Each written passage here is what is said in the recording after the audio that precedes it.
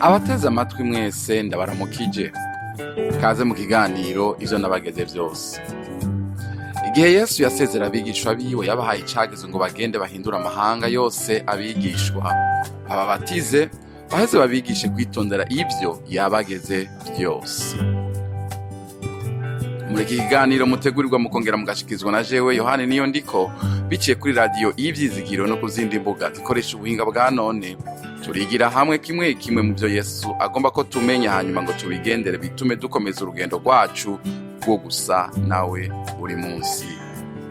Kaze mu kiganiro c'uyu munsi. Ijambo ry'uyu munsi rivuga ngo genda amahoro.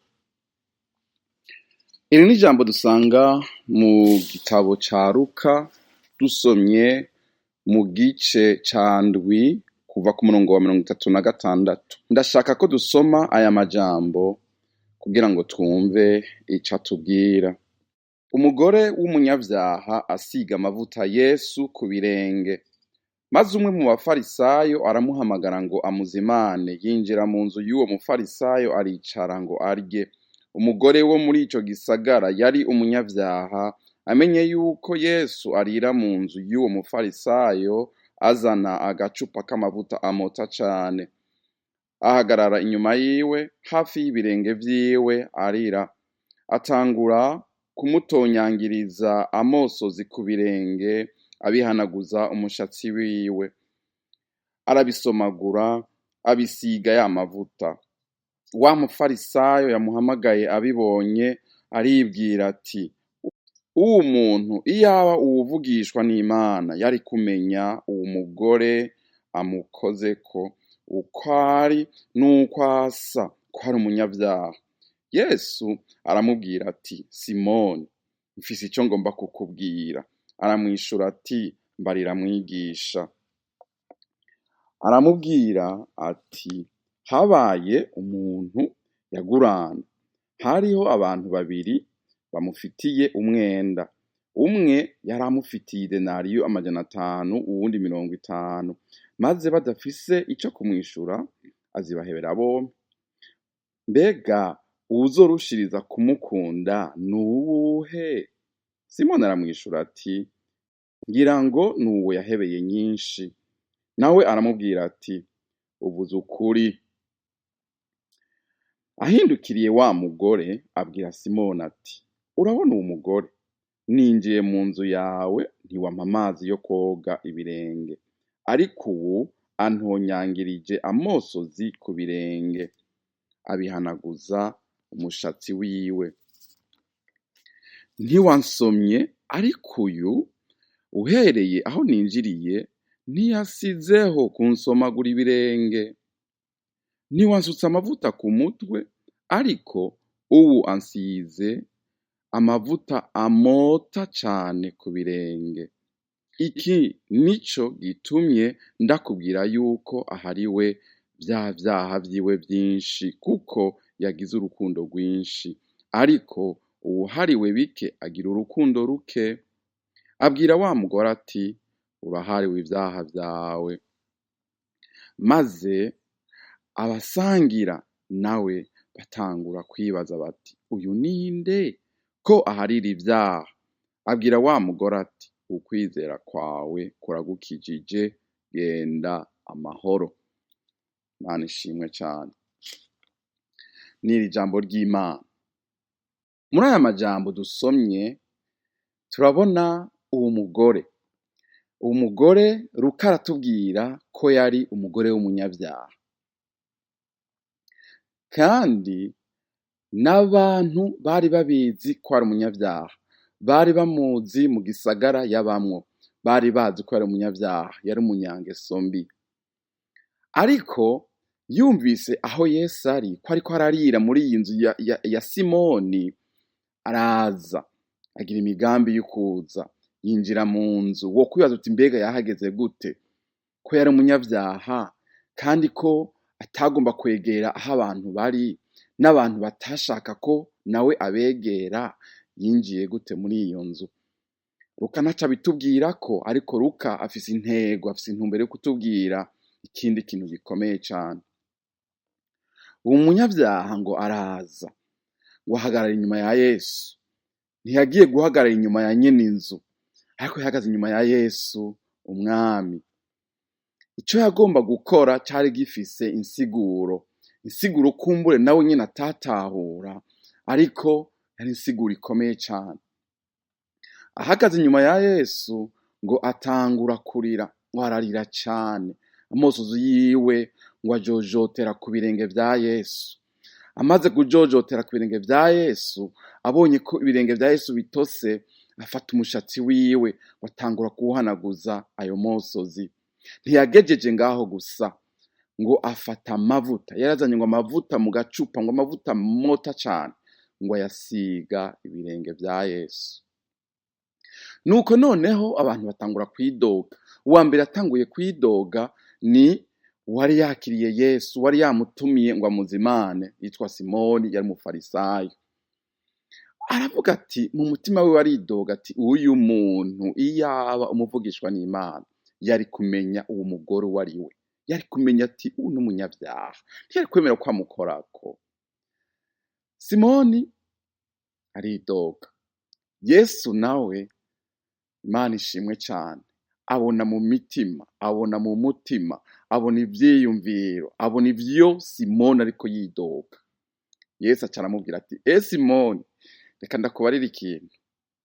Ati, mbarira mwigisha. Yesu ngo aca aramucira umugani, amubwira ati, habaye abantu babiri bari baheraniye sebuja. Umuntu yari yarabaguranye amafaranga. Umwe yari aheraniye sebuja idenariyo 500, uwundi nawe yari aheranye 50. Abo bantu bose ntibashobora kuriha iyo myenda yabo. Icabaye, uwabaguranye afata ingingo yo kubahebera iyo myenda. Yesu aca arabaza Simoni ati, none ga Simoni, ndakubaza, wibaza ko uzokunda cane uwo sebuja ari inde? Simoni arishura ati, nibaza yuko ari uyahebewe idenariyo nyinshi. Yesu nawe aravuga ati, wishuye neza cane. Imana idufashe. Yesu ntiyagejeje ngaho, arakomeza, kuko hari icyo yagomba kwigisha. Ndakwibutse yuko mu nzu kwa Simoni ntabwo hari Yesu wenyene be na Simoni, hari abandi bantu bariko basangira na Yesu, bariko baraba ivyo vyose, bariko bumviriza ibiganiro vyariko biraragirwa ngaho. Yesu aravuga ati, Simoni, naje mu nzu yawe, ego wanzimanye, ego ko turarya, ariko hari ikintu utankoreye. Wowe ntiwampaye amazi yo koga ku birenge, ariko nurabe, uyu mugore wewe yanyuhagije amosozi yiwe. Amosozi ndakwereke yuko yerekana, agaragaza urukundo, agaragaza ibigumbagumba vy'uwo mugore, agaragaza umutima wiwe. Yasutse umutima wiwe wose kuri Yesu, umutima wiwe waramenetse, agaragaza urukundo akunda Yesu. Yesu yari umuntu yiyegereza abato, yiyegereza abahebwe, yiyegereza abatawe. Imana idufashe cane. Uwo mugore yaramenye Yesu uwo ari we. Abafarisayo ntibamenye uwo ari we, bari bakiriko barajuragirika, bajarajara, babazanya bati, uyu muntu ninde? Ariko umugore wewe yaramenye Yesu uwo ari we. Bibiliya iratwereka Yesu yiyegereza abatoza kori, abantu bitwa abanyabyaha, abantu bo kwigirwayo. Yesu we yarabegera.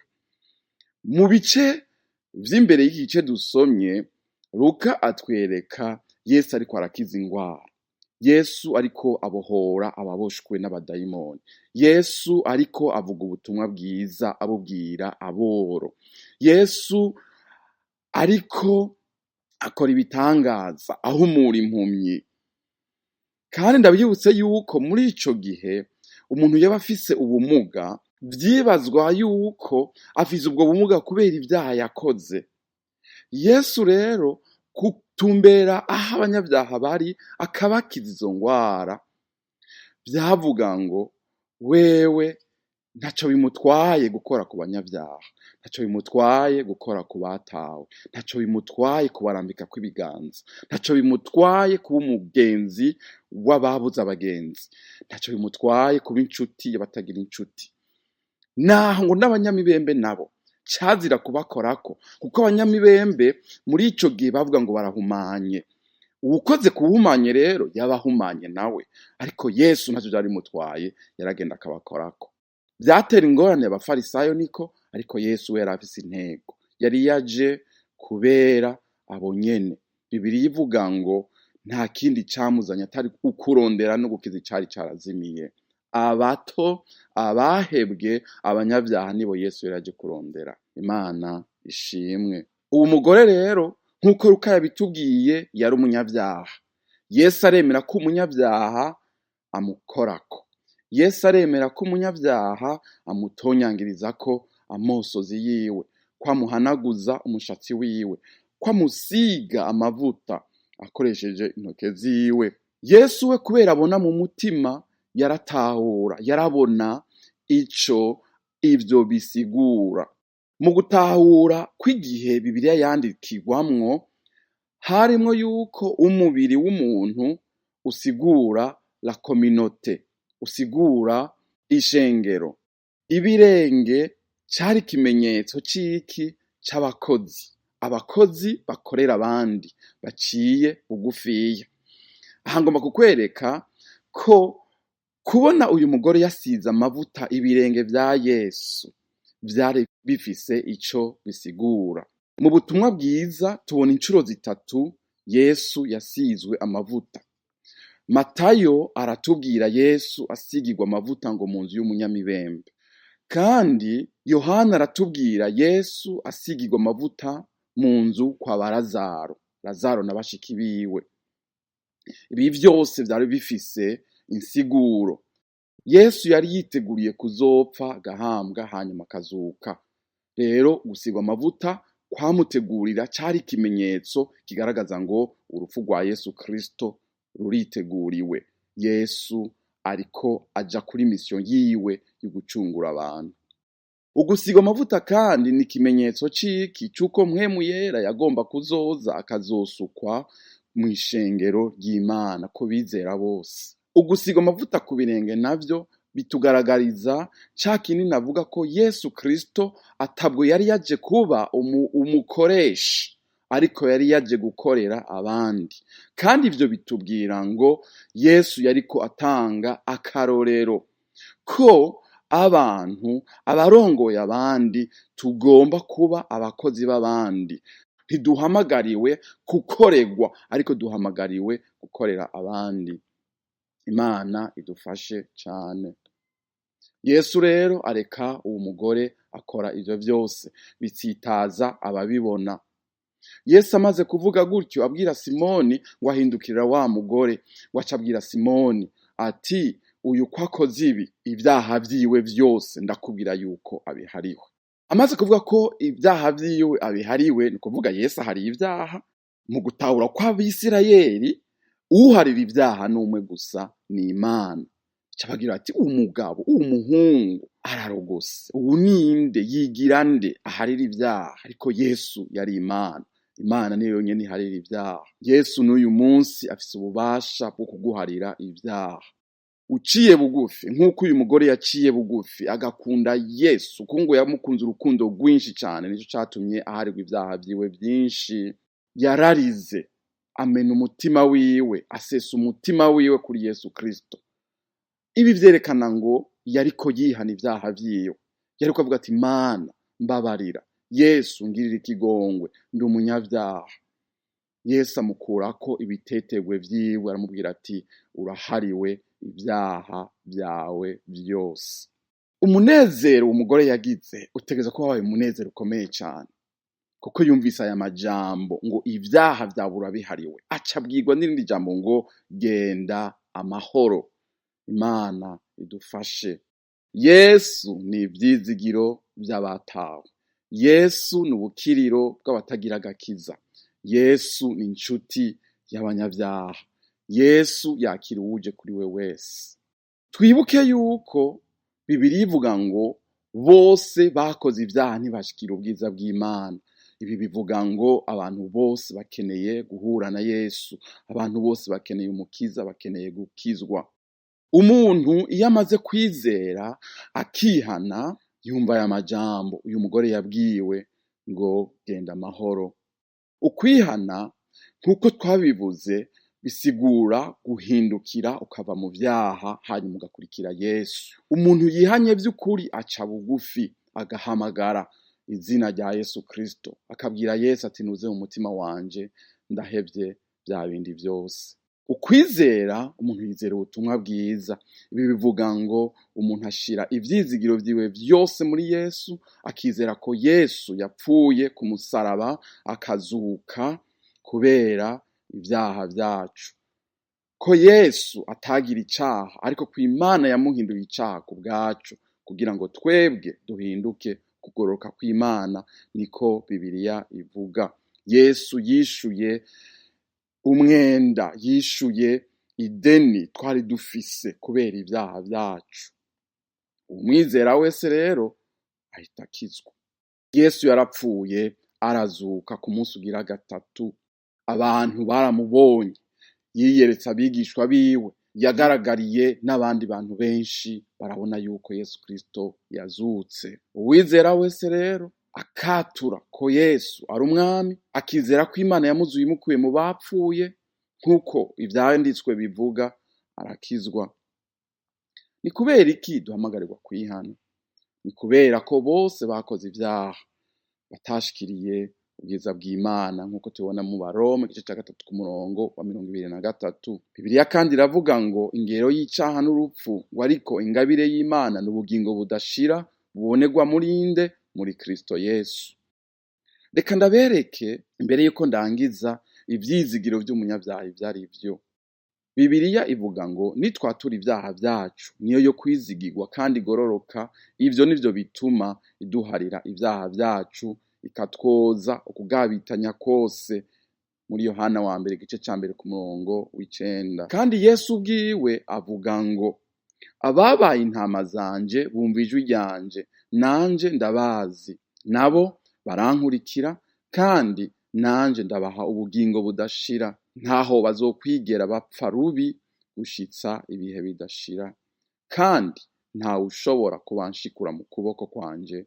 Imana ishimwe cyane. Uyu munsi ni wihana ukizera, ukatura ko uri umunyavyaha, ugahamagara Yesu ngo aze mu mutima wawe, akuganze, akuyobore, uca ukizwa, uca ucika umwana w'Imana, uca wumva Yesu akubwira ya majambo yabwira wa mugore yarahejeje kwihana ngo ukwizera kwawe kuragukijije, genda amahoro. You will never be the same. Ntuzosubira kuba wa wundi. Imana ibahezagire mwebwe mwese mwumvise aya majambo. Ico ndagusaba nuko wumvira ico Mpwemu yariko arakubwira mu mutima wawe, ukakira Yesu Kristo hanyuma ukamukurikira. Imana iguhezagire. Ndabashimiye mwebwe mwese mwateze amatwi ikiganiro ivyo nabageze vyose. Twizeye ko mwafashijwe n'inyigisho y'ubu munsi.